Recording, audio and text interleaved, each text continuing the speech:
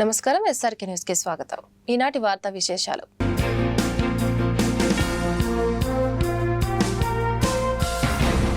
Asia ఖండంలోని అతిపెద్ద గుంటూరు మిర్చి యార్డ్ని కూటమి ప్రభుత్వం మాయాబజార్ మాదిరిగా మార్చిందని ఆంధ్రప్రదేశ్ రైతు సంఘం జిల్లా కార్యదర్శి కంచమాటి అజయ్ కుమార్ ధ్వజమెత్తారు.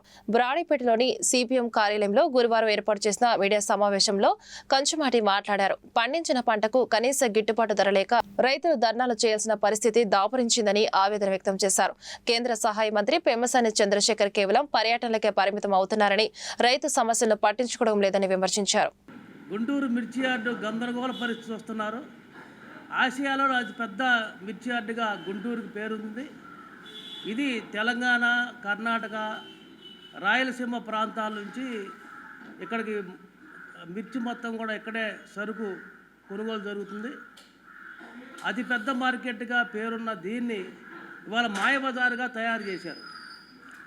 గత ఏడాది ఫిబ్రవరి నెలలో ఇదే నెలలో 18,000, 19,000 రేటు ఉంటే ఇవాళ 10,000, 9,000కే ఇవాళ రైతు అమ్ముకోవాల్సిన పరిస్థితి వచ్చింది. ప్రధానంగా ఇవాళ కౌలు రైతులు కానీ రకరకాల తెగులుతో ఇవాళ పెట్టుబడి అధికంగా పెరిగిపోవటం, దాని రీత్యా దిగుబడి కూడా తగ్గిపోవటం ఇవాళ చాలా నష్టం జరిగింది. అందువల్ల ఎర్ర బంగారంగా చెప్పుకునే మిర్చి, గుంటూరు మిర్చి అంటే విదేశాల్లో కూడా మంచి పేరు. అలాంటి మిర్చికి సంబంధించి వాళ్ళ రైతులు ఇవాళ యార్డ్లో ధర్నాలకు దిగుతున్నారంటే దీనికి పూర్తి బాధ్యత కేంద్ర రాష్ట్ర ప్రభుత్వాలదే బాధ్యత. ఇవాళ మద్దతు ధరల చట్టం ఉన్నట్లయితే ఇవాళ ఖచ్చితంగా వ్యాపారస్తులకు రేటు అధికంగా ఇచ్చే అవకాశం ఉంటుంది.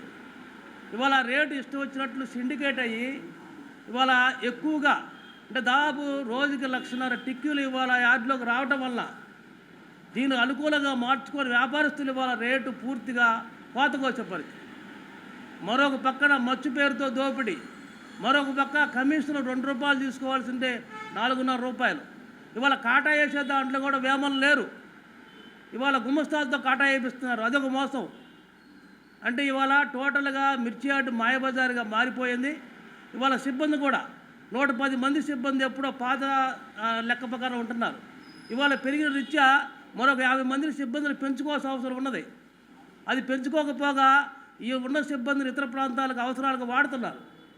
అందువల్ల ఇవాళ గుంటూరు మిర్చి యార్డుకి సంబంధించి ప్రక్షాళన చేయకపోతే భవిష్యత్తులో ఈ జిల్లాలో మంచి పేరున్న మిర్చి కనుమరుగే ప్రమాదం ఉన్నది. ఈ గుంటూరు చుట్టుపక్కల 6-7 మండలాల్లో అత్యధికంగా మిర్చి పండిస్తారని చెప్పేసి, బాగా మంచి నాణ్యత చూపిస్తారని చెప్పేసి కేంద్ర బృందం కూడా ఈ మధ్య వచ్చి గుంటూరు మిర్చిని ప్రాధాన్యత తీసుకున్నారు. అందువల్ల ఈ నేపథ్యంలో మేము రైతు సంఘం తెలియజేసేదంటే ఈ యొక్క రైతుకు సంబంధించి ఎగుమతి లేవని చెప్తున్నారు. ఎగుమతి లేకపోతే ప్రత్యామ్నాయ మార్గం చూడాలి. ఇవాళ కారం మిల్లు 25% ఇవాళ వ్యాపారం జరుగుతుంది. అదేవిధంగా ప్రాసెసింగ్ యూనిట్లు కొత్తవి పెట్టాలా. వాళ్ళకు ప్రోత్సాహం ఇచ్చినట్లయితే రైతు గిట్టుబాటు ధర వచ్చే అవకాశం ఉంటుంది. ఇవాళ కేంద్ర సహాయ మంత్రి పెమ్మసాని చంద్రశేఖర్ గారు ఉన్నారు, వచ్చి పర్యటనలు చేసిపోతున్నారు. అచ్చెన్నాయుడు గారు మార్కెటింగ్ శాఖ వ్యవసాయ మంత్రి గారు ఆయన పర్యటనలు చేసిపోయారు. కానీ వీళ్ళెవరు ఇప్పటి వరకు కూడా దాని మీద పూర్తిగా నిఘా పెట్టి అక్కడ జరుగుతున్న దోపిడీని అరికట్టే పరిస్థితి లేదు. రైతులకు న్యాయం ఎట్లా చేయాలో కూడా దగ్గర విధి విధానాలు లేవు. గత వైసీపీ ప్రభుత్వం సృష్టించిన వాలంటీర్ వ్యవస్థను కూటమి ప్రభుత్వం నిర్వీర్యం చేసిందని government contract outsourcing employees JAC రాష్ట్ర చైర్మన్ ఏవి నాగేశ్వరరావు ధ్వజమెత్తారు. గుంటూరు బ్రాడీపేటలోని యూటీఎఫ్ కార్యాలయంలో గురువారం నాగేశ్వరరావు మాట్లాడారు. ఎమ్మెల్సీ ఎన్నికల్లో ప్రథమ ప్రాధాన్యత ఓటుని కేఎస్ లక్ష్మణరావుకి వేసి అత్యధిక మెజార్టీతో గెలిపించాలని ఆకాంక్షించారు. కూటమి ప్రభుత్వం ఎన్నికల వాగ్దానాలకు అనుగుణంగా కాంట్రాక్ట్ అవుట్సోర్సింగ్ ఉద్యోగులకు ఇచ్చిన హామీలను అమలు చేయలేదని ఆగ్రహం వ్యక్తం చేశారు. 9 నెలల పాలనలో ఒక్క అడుగు కూడా ఉద్యోగులకు ఇచ్చిన హామీలు ముందుకు పడలేదని అన్నారు. రాష్ట్ర ప్రభుత్వ శాఖలు, సంస్థల్లో 3 లక్షల మంది కాంట్రాక్టు అవుట్సోర్సింగ్ ఉద్యోగులు పనిచేస్తూ ఉన్నారు. AP state government contract and outsourcing employees teachers workers జేఏసీగా రాబోయే శాసనమండలి ఎన్నికల్లో పీడీఎఫ్ అభ్యర్థులైన కేఎస్ లక్ష్మణరావు గారు, డివి రాఘవులు గారు ఉభయ గోదావరి జిల్లాల నుంచి, విజయగౌరి గారు ఉత్తరాంధ్ర జిల్లాల నుంచి పోటీ చేస్తున్నారు. వీరందరికీ కూడా జేఏసీ రాష్ట్ర జేఏసీ మద్దతు తెలుపుతోంది. ఉమ్మడి రాష్ట్ర కాలం నుండి కూడా కాంట్రాక్ట్ అవుట్సోర్సింగ్ ఉద్యోగుల సమస్యల మీద నిరంతరం మాతో పాటు ఉన్నది. మా సమస్యల్ని శాసనమండలిలో ప్రస్తావించింది. అలాగే మేము చేసి పోరాటాలకు మద్దతుగా పోరాటాల్లో పాల్గొన్నది. మాతో పాటు అరెస్టులు అయినది పీడీఎఫ్ ఎమ్మెల్సీలు మాత్రమే. కాబట్టి అటువంటి పీడీఎఫ్ ఎమ్మెల్సీ అభ్యర్థులకి మేము మద్దతు తెలుపుతున్నాం. కృష్ణా, గుంటూరు జిల్లాల నుంచి కేఎస్ లక్ష్మణరావు గారు పోటీలో ఉన్నారు.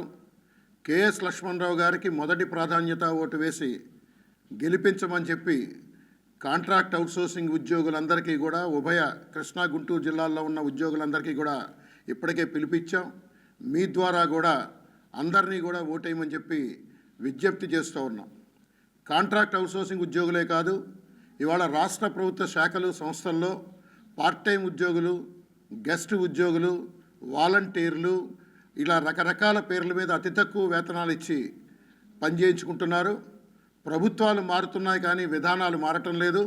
ముఖ్యమంత్రులు మారుతున్నారు కానీ విధానాలు మారటం లేదు. దీని మీద నిరంతరం మేము పోరాటాలు చేయాల్సి వస్తుంది. ఈ పోరాటాలకు మద్దతుగా పీడీఎఫ్ ఎమ్మెల్సీలు నిలబడుతున్నారు.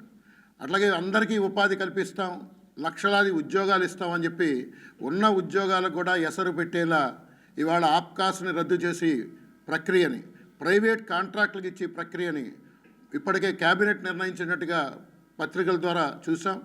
ప్రైవేట్ కాంట్రాక్టులకు ఇవ్వడం అంటే పాతకాలం నాటికి తీసుకెళ్ళడం.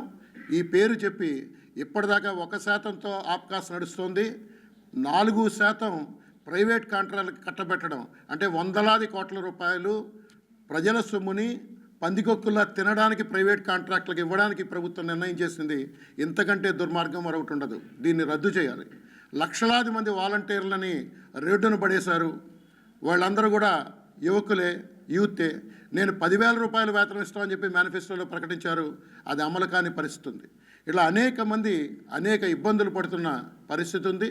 ఈ నేపథ్యంలో రాబోయే కాలంలో అనివార్యంగా పోరాటాలు పెంచాల్సిన అవసరం ఉంది. కూటమి ప్రభుత్వం ఆప్కాస్ ని రద్దు చేసి ప్రైవేటు సంస్థల ద్వారా కాంట్రాక్ట్ అవుట్సోర్సింగ్ ఉద్యోగులకు జీతాలు ఇవ్వడానికి ప్రయత్నిస్తుందని, దాన్ని తాము తీవ్రంగా ఖండిస్తున్నామని పారామెడికల్ అవుట్సోర్సింగ్ ఎంప్లాయీస్ జేఏసీ రాష్ట్ర చైర్మన్ ఏవి నాగేశ్వరరావు అన్నారు. ఇదే అంశంపై గుంటూరు ప్రభుత్వ ఆసుపత్రిలో గురువారం నిరసన వ్యక్తం చేసిన సందర్భంగా నాగేశ్వరరావు మాట్లాడారు. ఆప్కాస్ విధానాన్ని రద్దు చేసే ఆలోచనను కూటమి ప్రభుత్వం విరమించుకోవాలని, లేని పక్షంలో ఎమ్మెల్సీ ఎన్నికల అనంతరం పెద్ద ఎత్తున ఆందోళన కార్యక్రమాలను చేపడతామని హెచ్చరించారు. రాష్ట్ర ప్రభుత్వం ఆప్కాస్ను రద్దు చేయాలని చేసిన నిర్ణయం దుర్మార్గమైంది.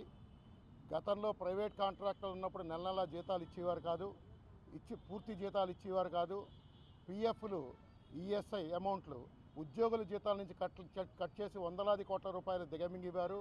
ఇవాళ అటువంటి ప్రైవేట్ కాంట్రాక్టుల ద్వారా తిరిగి నియామకాలు చేయడం అంటే ఇది ప్రైవేట్ కాంట్రాక్టర్లను ప్రోత్సహించడం తప్ప 2.5 లక్షల మంది అవుట్సోర్సింగ్ ఉద్యోగుల నోట్లో మన్ను కొట్టడమే.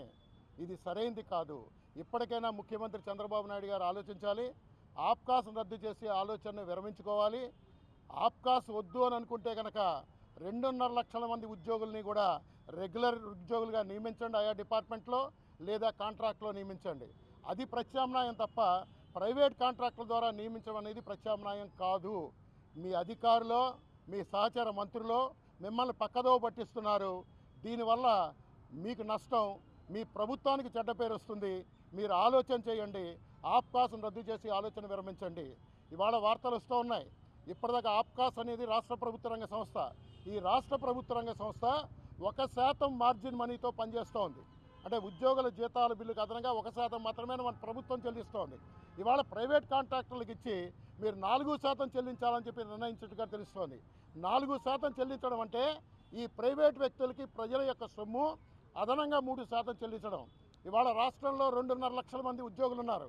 వీళ్ళ సగటు జీతం ఏడాదికి 2 లక్షల రూపాయలు. అంటే కనీస వేతనం నెలకు 15,000 కాబట్టి ఈ 2 లక్షల రూపాయలు ఇంటూ 2.5 లక్షల మంది ఉద్యోగులు అంటే 50,000 కోట్ల రూపాయలు ఏడాదికి. దాని మీద మీరు 3% అదనంగా ఇవ్వడం అంటే ప్రైవేట్ కాంట్రాక్టులకి 1,500 కోట్ల రూపాయలు కట్టబెట్టుకుంటున్నారు ప్రజాధనం. ఈ 1,500 కోట్ల ప్రజాధనం దుర్వినియోగం తప్ప మరొకటి కాదు. అలా కాకుండా ప్రస్తుత విధానాన్ని కొనసాగించడం వల్ల ఖర్చు తగ్గుతుంది, భారం పడదు. ఈ అమౌంట్ని ఉద్యోగుల వేతనాలు పెంచవచ్చు, లేకుంటే ఎంటీఎస్ అమలు చేయొచ్చు. ఈ పని చేయకుండా ఆప్కాస్ రద్దు చేయడం సరైనది కాదు. మీ నిర్ణయాన్ని కనుక ఉపసంహరించకపోతే రాష్ట్ర వ్యాప్తంగా ఉన్న వాళ్ళందరూ ఉద్యమించడం తప్ప మరో మార్గం లేదు. గుంటూరు కృష్ణా జిల్లాల పట్టభద్రుల ఎమ్మెల్సీ ఎన్నికల్లో కూటమి బలపరిచిన అభ్యర్థి ఆలపాటి రాజా గెలుపు కోసం ప్రతి ఒక్కరూ బాధ్యతగా కృషి చేయాలి. గుంటూరు పశ్చిమ నియోజకవర్గ ఎమ్మెల్యే గల్లా మాధవి పిలుపునిచ్చారు. శ్రీనివాసరావు పేటలోని క్యాంపు కార్యాలయంలో గురువారం ఎమ్మెల్సీ ఎన్నికల నిర్వహణపై పార్టీ నేతలతో ఎమ్మెల్యే సమీక్ష సమావేశం నిర్వహించారు. పట్టభద్రులకు కూటమి ప్రభుత్వం ఎల్లప్పుడూ అండగా ఉంటుందని భరోసా ఇచ్చారు. ఈ వార్తలు ఇంతటితో సమాప్తం. నమస్కారం.